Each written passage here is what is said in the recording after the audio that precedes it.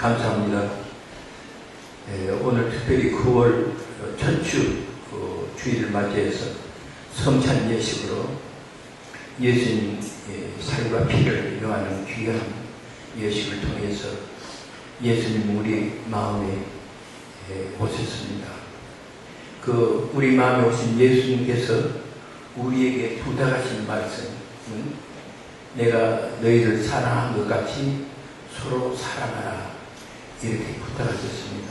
그래서 오늘 설교 말씀의 제목은 서로 사랑하라, 예수님 말씀을 되새기는 그런 시간이 되겠습니다. 사람 그리면 우리가 그냥 아름답고 그리고 고귀하고 귀한 그런 말씀으로 실천하기가 그렇게 힘든다는 것을 나이가 들어갈수록 뼈저리게 느끼게 됩니다.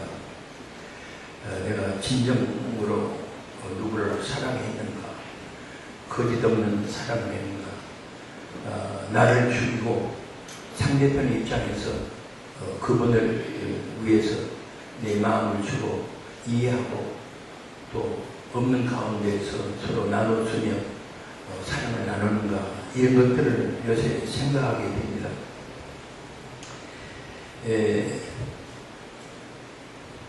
저 개인적인 그 얘기를 죄송합니다만은 제 집사람하고 저하고 성격이 아주 다릅니다. 저는 좀 맹해가지고 잘 빨지 못하는 이 집사람은 아주 예민해가지고 사소한 것도 그냥 넘어가지 않습니다. 그래서 제가 늘 시집살이를 하는 편인데, 그러니까 집사람은 제가 좋아하지 않았어요. 근데 요새 골반을 다쳐가지고 골반이 깨져가지고 수술하고 지금 양로원에 들어가서 재활 치료를 받고 있는데, 제가 요새 비를 감는 심정으로 집에서 양로원까지 걸어서 35분 걸리는데, 오전에 한 번 갔다 오고 또 어떤 때는 오후에 한 번 또 가서 하루에 2번, 또 어떤 날은 뭘 집에서 어디 있는 걸 가져가고 있는데 제가 잘못 가져가지고 3번 왔다 갔다 하는 그러면서 내가 말년에 여태까지 내가 아내한테서 받았던 사랑을 빚을 갚는 심정으로 내가 열심히 해야지, 기쁜 마음으로 하자, 이렇게 생각을 하면서 간호를 하다가 또 우리 학교 학생들, 또 우리 리빙스턴 교회 목사님들, 성도님들 보고 싶어서 양해를 구해가지고 왔습니다. 근데 곰곰이 생각해보니까 우리 인생 문제는 잘 먹고 잘 살고 그리고 명예와 지위를 얻고 큰 일을 하고 이런 모든 것도 다 중요하지만은 진정으로 우리가 서로 사랑으로 교통하고 교회 식구들끼리 주님의 사랑 안에서 우리가 하나 되는 그런 삶을 우리가 장차 하늘나라에 하나님 앞에 가서 빛과 사랑만 있는 그곳에서 천국 생활을 하는 그 연습을 우리가 교회 안에서 교회가 바로 천국이다 생각하고 천국 백성답게 우리가 서로 사랑을 나누어야 하는 것이 제일 중요한 일이다, 그렇게 생각이 됩니다. 그러니까 우리가 예배드리고 목사님께 말씀 양육을 받고 찬양을 하고 기도를 하고 하는 모든 것이 나보다도 남을 사랑함으로 해서 보람을 느끼고 또 내가 사랑을 받고 하는 사랑 중심의 신앙생활, 이것이 가장 중요하다고 생각합니다. 나 개인의 인생 문제도 결국은 온전한 사랑을 행위하는 것이 문제가 되고, 내 인생의 가치가 내가 이 세상을 떠날 때 모든 사람이 나의 죽음을 애도해주고 위로해주고 할 때 과연 내가 사랑을 많이 베풀어서 모든 사람에게 저 사람은 참 열심히 살다 갔다 하는 그런 말을 들을 수 있을까 하는 그런 생각으로 늘 조심스럽게 살아야 되겠다고 생각을 합니다. 가정 문제도 사랑이 있는 곳에 떡 한 조각 가지고 마른 떡 한 조각만 있어도 서로 그 화목하게 사는 것이 그것이 인생의 행복이라고 잠언서에 말씀하시지 않습니까? 그처럼 우리 가정에서도 처음부터 끝까지 있으나 없으나 한결같이 서로 사랑하는 가운데 부부 생활을 원만하게 되고 또 부모와 자식 간에도 자식이 많은 유산을 자식이 남겨주지 못하더라도 또 자식이 부모를 경제적으로 많이 도와주지 못하더라도 서로 위하고 서로 사랑하는 가운데 가정의 행복을 이끌어가는 그런 가정이 되기를 소원합니다.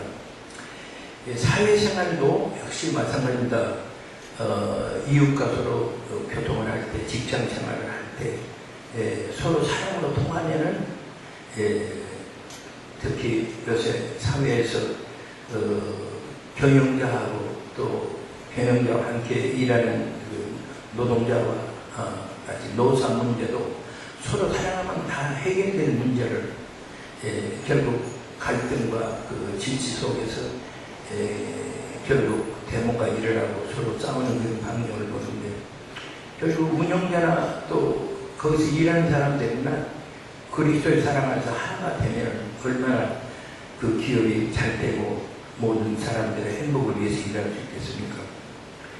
또 나라의 정치 문제도 그렇고 공정치 문제도 그렇고 요새 세월호 문제가 해결이 안 돼가지고 여야 간의 갈등 또 그 자식을 잃은 사람들의 마음에 가슴에 못을 받는 그런 상태가 되어 있습니다만 위한다 하면서도 위하지 못하면 진정한 사람이 어디 있는가 하는 걸 모르기 때문에 그렇지 않는가. 또 남과 북이 원수처럼 되어가지고 서로 결로한다 하면서도 핵을 만들어서 불바다가 만들겠다 이렇게 공갈하는 상태가 있고 남쪽에서도 이북을 위해서 진정으로 굶어 죽어가는 동포들을 위해서 도울 생각보다는 서로 적대시하는 이런 상황. 그래서 저는 믿기 시작해가지고 성경을 읽을 때 성경에 있는 말씀, 예수님께서 원수를 사랑하라 이 말씀이 도덕의 한 고상한 무슨 하나의 원칙처럼 도저히 지킬 수 없는 거지만 그걸 목표로 해서 살아야 된다. 예수님께서 그렇게 말씀하신 걸로 저는 생각하고 저하고 관계없는 먼 일이라고 생각했는데 지금 세상 돌아가는 거 보니까 나라와 나라와 싸움이 그치지 않고 원수처럼 특히 팔레스타인과 이스라엘 싸우지 말자 해놓고 또 싸우고 몇 번 수십 번 계속해서 2차 대전 이후에 이스라엘이 독립한 후에 여태까지 60여 년간을 매일 싸우고 피 흘리고 그렇습니다. 특히 평화의 도성이 될 예루살렘에서 죽이는 전쟁이 계속되고 있습니다. 피를 보는. 그러니까 예수님께서 하신 말씀 원수를 사랑해라.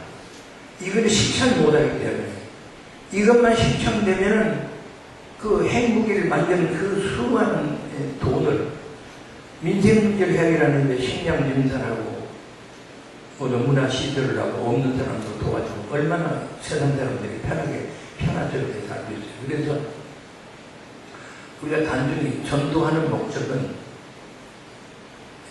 교회를 세우기 위해서가 아니라 결국 교회를 세우는 목적은 온 세계가 주님이 주신 평화 안에서 하나 되게 하는 거 아닙니까? 그러니까 세계 평화를 위해서는 원수 가지고 사랑하는 본을 우리 그리스도인들이 직접 보여야만 그것이 진정한 전도이고 진정한 그리스도인이고 또 하나님 새하늘과 새 땅으로 들어가는 준비를 하는 것이다. 종말론 어려운 말씀은 여러 가지 신학적으로 저기 하고 이것이다 저것이다 전천연설, 후천연설 해가지고 따지고 뭐 하고 그러지만 결국은 예수님이 양과 염소를 둘로 갈라놓겠다. 양은 천국으로 들어가고 염소는 지옥불로 들어간다. 그 기준은 어디 있냐? 내가 갇혔을 때 너희들이 찾아봤냐? 내가 금지를 흘렀을 때 나한테 옷 입혀주고 먹여줬느냐? 내가 아플 때 너희들이 와서 날 위로해준다, 고쳐주느냐? 이걸 물어보겠다. 지극히 작은 사람 한 사람에게 하는 것이 곧 나에게 한 것이다. 그러니까 요한계시록의 총 결론은 그겁니다. 예수님 앞에 우리가 섰을 때 내가 과연 세상에서 살 때 남에게 가슴에 못 박지 않고 남을 편하게 해주고 이해해주고 없는 가운데 서로 나누는 삶을 살았느냐 안 살았느냐 그거의 문제지 후천년살 천천년살 이거의 문제가 아니에요. 그래서 모든 문제가 예수님께서 명령하신 그 사람이 귀착된다 이렇게 생각을 하고 있습니다. 예수님은 우리가 왜 예수님 믿어야 되느냐, 왜 예수님이라야만 되느냐 하는 것을 증거하는 것이 저희 전도의 목적이라고 생각합니다. 그러니까 모든 선교나 영화나 또 문화사업이나 이 찬양이나 봉사나 이 모든 것이 전부 다 아는 듯 모르는 듯 예수님 사랑으로 출발해서 예수님 사랑으로 끝나야만 모든 것이 완결된다고 생각합니다. 그래서 예수님은 하늘나라의 복음을 전하시기 위해서 공생애 동안 산에서 설교하시고 바다에서도 설교하시고 동네에 찾아가시고 또 성전에 가서도 회당에 들어가셔서 늘 가르치고 하늘나라의 복음을 전하셨는데 그 중심이 뭐냐면 사랑의 계명이십니다. 하늘 아버지를 사랑하고 너희들끼리 내 몸처럼 서로 사랑하라. 이 두 가지가 중심이 돼서 모든 것을 말씀하셨습니다. 그 사랑에 대한 얘기만 하신 게 아니라 직접 본을 보여줬습니다. 제가 생각난 걸 오늘 적어보니까 10가지가 돼요. 원래 적어보니까. 첫째, 예수님 말씀을 듣기 위해서 많은 사람들이 따라다니며 모았는데 둘에서 먹을 것이 없잖아요. 시간이 지나니까 끊임 때가 됐는데 먹을 것이 없으니까 제자들 보고 너희들이 먹을 것을 줘라 하시는데 그 사람들 어디 가서 뭘 사오고 그랬어요? 돈이 얼마 있어야 되지 않겠습니까? 이런 얘기가. 근데 예수님이 어린아이가 가지고 있던 떡 5개와 고기, 물고기 2마리 가지고 5,000명을 먹였다, 7,000명을 먹였다 이렇게 기록이 되어 있지 않습니까?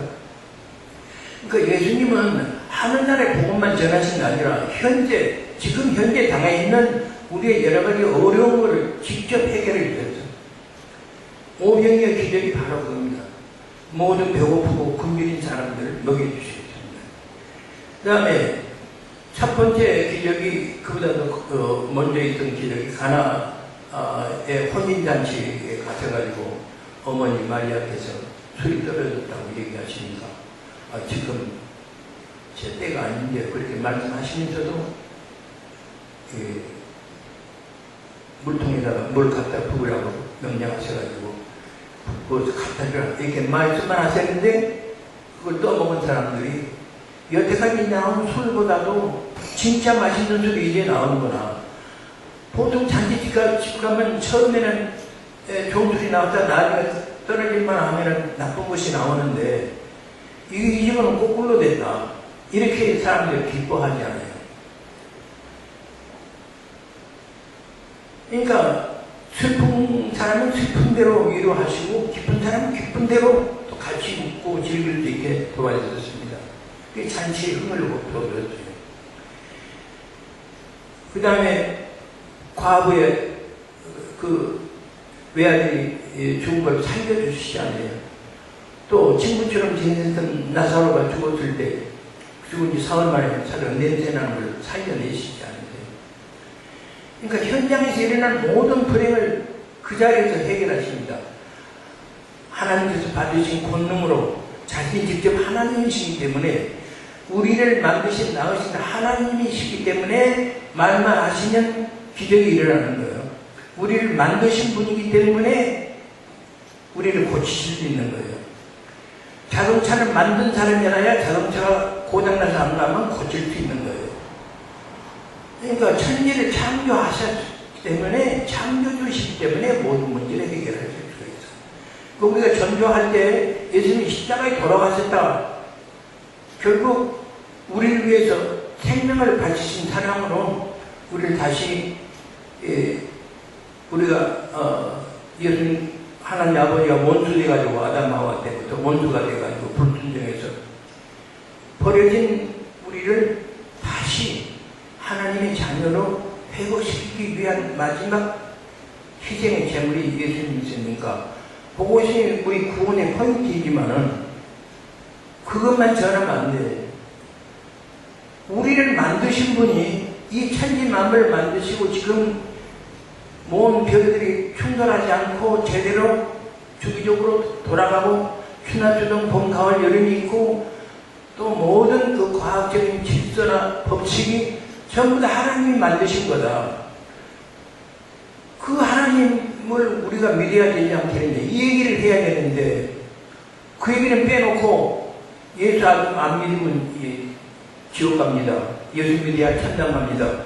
그 얘기만 처음부터 하니까 못 알아듣는 거예요, 사람들이. 내가 무슨 죄를 지었는데 죄의 얘기만 하냐, 이렇게 돼요. 그래서 우리 목사님한테 그 성경 같은 배울 때 내가 전도할 때 무엇을 전해야 되겠는가, 이걸 잘 이렇게 배우시고 훈련 받고 실천해야 됩니다. 그 다음에 다섯 번째는 우물가 여인 우리 찬송 나오잖아요. 오늘도 좁은 찬송 많이 이렇게 하시게 해주셔서 마음이 착 가라앉고 참으로 그 경건스러운 예배 가운데 주님 우리 마음에 오시는구나, 이런 그 은혜의 체험을 했습니다.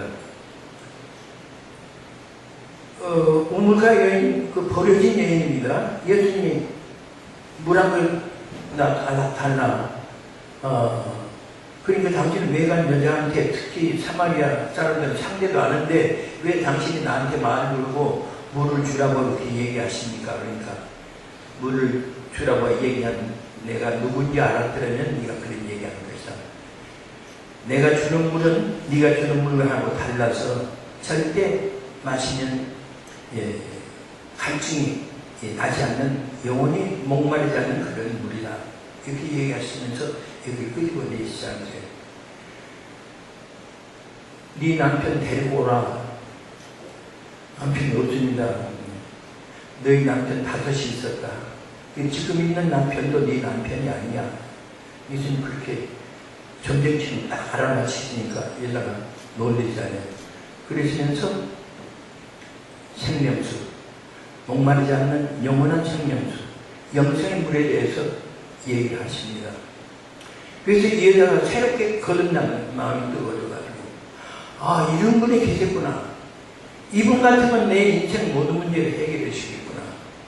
참으로 이분은 하늘에서 내려올 분이다. 그런 감을 가지고 마을로 쫓아가서 사람들한테 다 얘기해서 전도해서 사람들 데려오게 했습니다. 우리 같으면 저 여자 가구가 좀 이상하다 이렇게 싶으면 말도 건네지 않고 뒤돌아서고 마음으로 여기나 하고 그러잖아요. 예수님 아무도 쳐다보지 않는, 그러니까 세상 사람들이 볼까봐 세상 사람들이 우물가에 오지 않는 그 시간대 가지고 대낮에 햇볕에 온 거예요, 그 여자가. 예수님은 그걸 포착하셔가지고 구원해 주시는 거예요. 또 가늠한 여자를, 현장에서 가늠한 여자를 유대인들이 잡아가지고 와서 예수님한테 데려다 놓고 당신 같으면 어떻게 하겠느냐 얘기하잖아요. 예수님한테 물어본 거는 율법에 가늠한 여자는 돌로 쳐 죽이게 돼 있어요. 현행범 돌로 쳐 죽이게 돼 있어요. 사람들이 돌로 사니까. 돌에 맞아 죽어야 될 사람을 여자를 데려다 놓고 예수님한테 물어본 거예요. 그러니까 예수님이 뭐라고 했나요? 너희 돌로 쳐라. 근데 죄 없는 사람부터 먼저 쳐라. 그러니까 살기 정정했던 그 유대인들이 하나씩 둘씩 돈을 그 자리에 놓고 다 가버렸잖아요. 제일 나중에 가늠한 여인하고 예수님만 남았습니다. 예수님 그 여인이 뭐예요? 나도 너를 정죄하지 않겠다. 이제부터는 이 깨끗한 삶으로 다시는 죄를 범치 마라 해서 죄에서 해방시켜 주시잖아요. 그 다음에 세상 사람들이 가장 꺼려하고 미워하고 분통 여기는 대상이 세리입니다. 그때 세금을 걷는 사람들. 그러니까 나라 이름으로 세금을 건데 그 없는 사람들 그 재산까지 다 그냥 훑어가 뺏어가는 사람들이기 때문에 세리들이 그때 제일 인기가 없었습니다. 삭개오 키가 작달만한 삭개오가 세리였었는데 예수님이 오신다는 소식을 듣고 예수님 얼굴을 보려고 키가 작아서 잘 안 보이니까 나무 위에 올라가서 내려다보고 있다가 예수님 눈에 띄어가지고 내려라 해서 오늘 내가 너희 집에 가서 쉬겠다.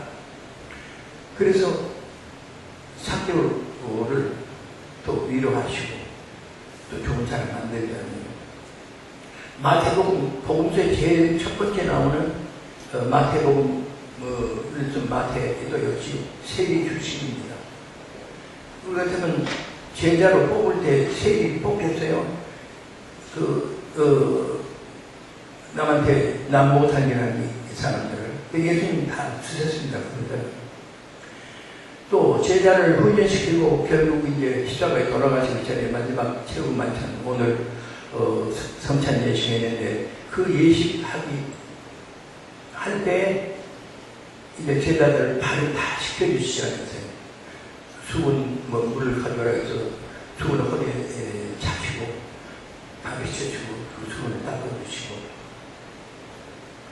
그러시면서 하신 얘기가 뭐라고요? 제자들한테 내가 너희 주인이다.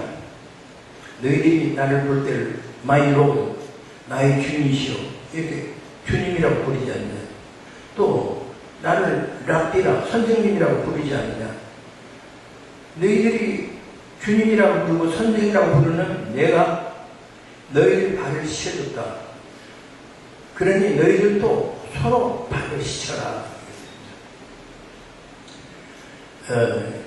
제가 요새 점수를 당기는데 집사람이 이 골반을 다쳐놓으니까 이 중추가 망가지니까 윗몸도 제대로 못하고 다리도 제대로 못하고 그냥 죽은 송장처럼 가만히 누워있어야 돼요.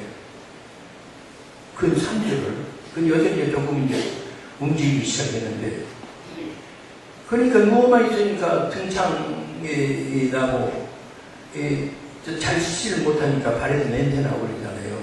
그래서 좀 씻어줘야 되는데 그래서 이제 씻기 시작했어요.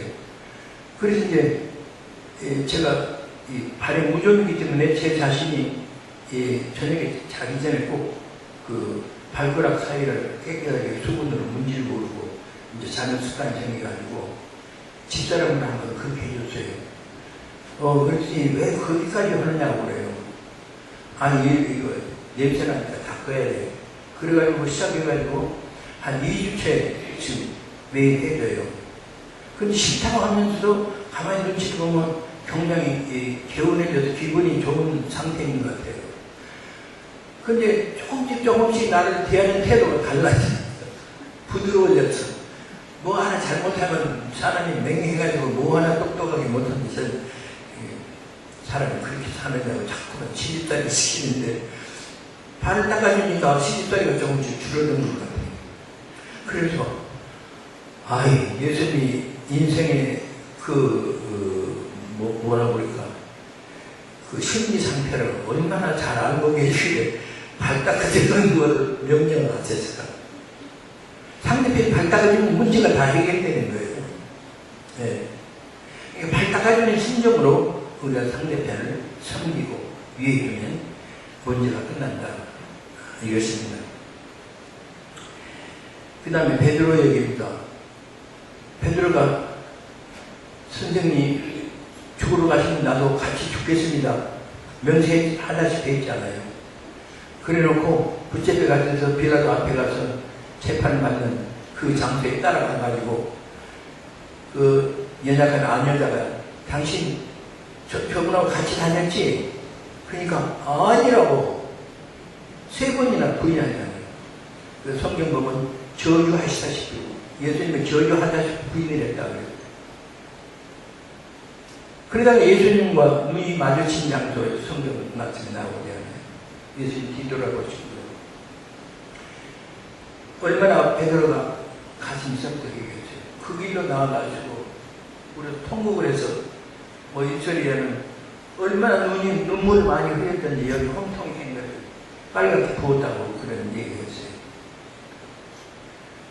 예수님이 부활하신 다음에 새벽에 나는 고기 잡으러 간다 하고 고기 잡으러 돌아가서 동료들하고 같이 저녁 내에 고기 잡다가 한 마리도 못 잡고 있는 그 장소에 찾아가서 가지고 미리 떡과 고기를 이렇게 불에 이렇게 구워가지고 준비하신 다음에 올라온 애들한테 너희들 고기 있느냐? 그러니까 고기 좀 가져오라 그러니까 한 마리도 없습니다. 그럼 오른쪽에다가 그물을 던져라 이렇게 명령하시잖아요. 그러니까 그물이 찢어지대로 고기가 많이 올라오는데 몇 마리 나왔다? 153, 153마리가 나왔죠. 그 숫자에 대해서 제가 연구를 아직 못 해봤습니다만 그렇게 해서 이제 육지로 올라왔을 때 다 먹이지 않아요. 식사가 다 끝난 다음에 하시니 베드로에게 네가 이 사람들보다 나를 더 사랑하느냐 이렇게 물어보시잖아요. 베드로가 얼마나 황송스럽겠어요. 내 주님 말씀을 내가 사랑합니다. 한 번만 물어보셔도 죄송한데 3번 거듭돼서 물어보시잖아요. 그 성경 그 주석가들은 베드로가 3번 부인을 예수님 부인했는데 그것과 관련이 있다 이렇게 얘기를 합니다. 그래가지고 다시 사도직을 맡기지 않습니까? 세상에서 자기를 부인하고 자기를 욕되게 한 그 회사 간부를 그 기업 운영자가 다시 쓰겠어요? 감옥에 갖다 집어넣지. 그 원수와 같은 제자를 다시 회복시켜 주신 거예요. 이것이 예수님의 사랑의 원리입니다. 그뿐만 아니라 십자가에 못 박은 로마 군병들을 향해서는 어떻게 하냐면 숨지시기 전에 제일 첫마디에 하신 말씀이 7가지 말씀 가운데에서 십자가상 7가지 말씀 제일 첫마디 하신 말씀이 아버지여 저희들이 죄를 사하여 주시옵소서. 못 박혀 죽인 사람을 죄를 사해야 되는 저들이 자기가 지금 무슨 일을 하는지 모릅니다. 저희들이 날 시작에 못 박혀 죽이지만 누구를 무엇을 위해서 죽여야 되는지도 모르고 그냥 무지막지하게 죽이는 무지한 저희들을 용서하여 주시옵소서. 그들은 그 기도 때문에 나중에 회개하고 믿고 아마 구원 받았을 거예요. 예수님 기도하셨기 때문에. 그래서 예수님은 원수를 사랑하라고 말씀만 한 게 아니라 기독교라는 종교의 대원칙으로 원수 사랑하라고 그 법칙만 세운 게 아니라 손수 실천해서 보이시고 갔어요. 그러니까 성경에 있는 말씀은 예수님이 실천하셨고 우리가 실천해야 되기 때문에 전부 다 해야 됩니다. 하나부터 10까지.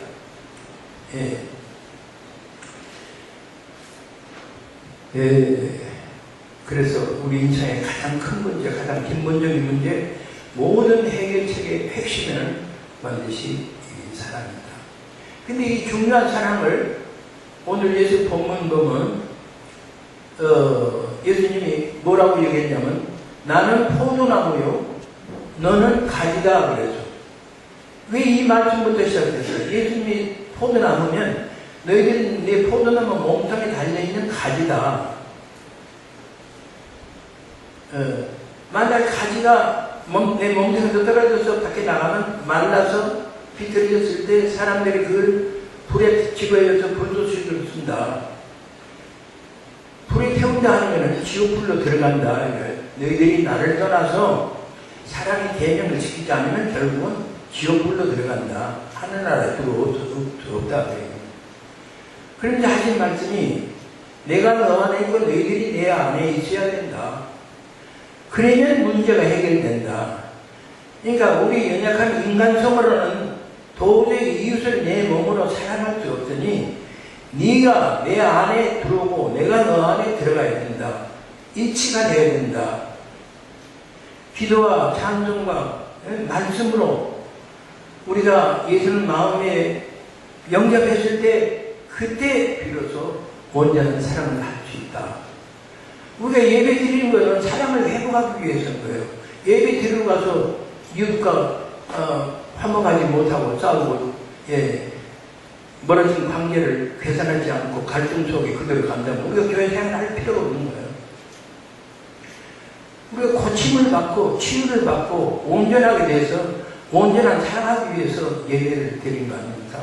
그러니까 우리 교회 이름은 리빙스톤, 살아있는 돌.